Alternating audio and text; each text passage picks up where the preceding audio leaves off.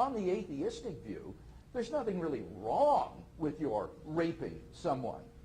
Thus, if God does not exist, objective moral values do not exist. But the problem is that objective values do exist, and deep down I think we all know it. There's no more reason to deny the objective reality of moral values than the objective reality of the physical world. Actions like rape, cruelty, and child abuse aren't just socially unacceptable behavior. They're moral abominations. Roos himself admits the man who says it is morally acceptable to rape little children is just as mistaken as the man who says 2 + 2 = 5. Some things, at least, are really wrong. Similarly, love, equality, and self-sacrifice are really good. Hence, I think we all know that objective values do exist. But then it follows logically and inescapably that therefore God exists. Number 5, the historical facts concerning the life, death, and resurrection of Jesus. The historical person, Jesus of Nazareth, claimed that in himself the kingdom of God had come. And as visible demonstrations of this fact, he carried out a ministry of miracle working and exorcisms. But the supreme confirmation of his claim was his resurrection from the dead. If Jesus really did rise from the dead, then it would seem that we have a divine miracle on our hands, and thus evidence for the existence of God. Now, most people would probably think that the resurrection of Jesus is something you just accept by faith or not.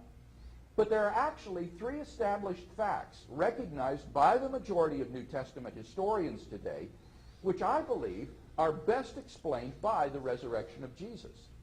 Fact number 1, on the Sunday following his crucifixion, Jesus' tomb was found empty by a group of his women followers. According to Jakob Kramer, an Austrian specialist in the study of the resurrection, by far most scholars hold firmly to the reliability of the biblical statements about the empty tomb. Fact number 2, on separate occasions, different individuals and groups of people saw appearances of Jesus alive after his death.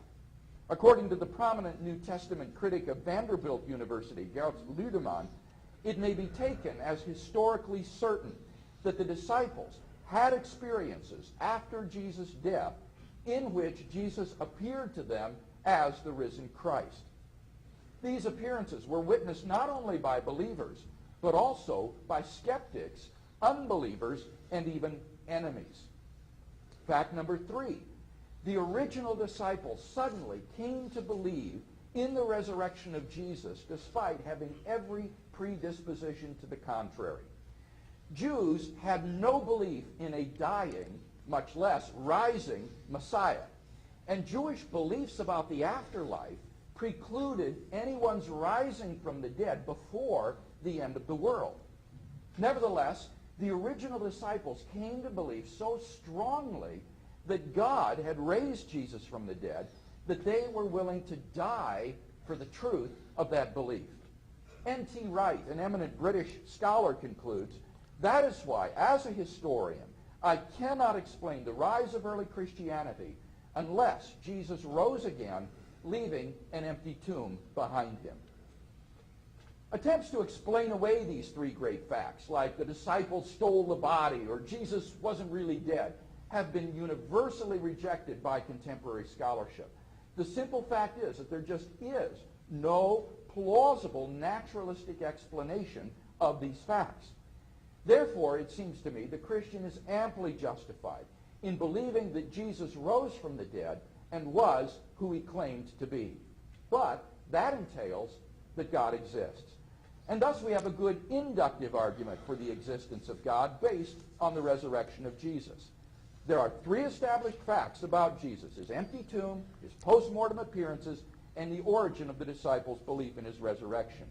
2, the hypothesis God raised Jesus from the dead is the best explanation of these facts. 3, that hypothesis entails that God exists. 4, therefore, God exists. Finally, number 6, you can experience God personally. This isn't really an argument for God's existence. Rather, it's the claim that you can know that God exists wholly apart from arguments, simply by immediately experiencing him. This was the way people in the Bible knew God. As Professor John Hick explains, God was known to them as a dynamic will, interacting with their own wills, a sheer given reality, as inescapably to be reckoned with as destructive storm and life-giving sunshine. To them, God was not an idea adopted by the mind, but an experienced reality which gave significance to their lives. Now, if this is the case, then there's a danger that arguments for God could actually distract your attention from God himself. If you're sincerely seeking God, then God will make his existence evident to you. The Bible promises, draw near to God, and he will draw near to you. We mustn't so concentrate on the arguments that we fail to hear the inner voice of God speaking to our own hearts. For those who listen, God becomes an immediate reality in their lives. In conclusion, then, we've seen 6 reasons to think that God exists. If Dr. Stenger wants us to believe atheism instead, then he must first tear down all 6 of the reasons that I presented, and in their place erect a case of his own to show that atheism is true.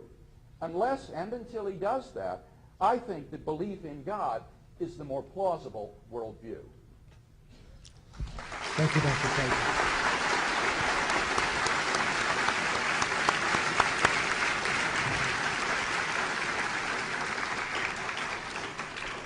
We will now turn to Dr. Stenger for his 20-minute opening statement. Okay. Well, aloha.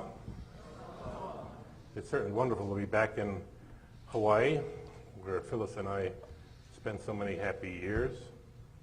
Our children were both born in Hawaii, both graduated here from the University of Hawaii, and it's certainly great to be back. In fact, it's almost exactly 40 years to the day that we first landed in Hawaii, and this is the first time we've actually visited Hawaii in all that time. And so we're here as tourists, and now I can see why so many people keep coming back to visit Hawaii.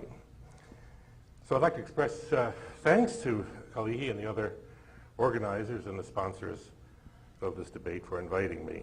It's certainly an honor to share the platform with William Lane Craig.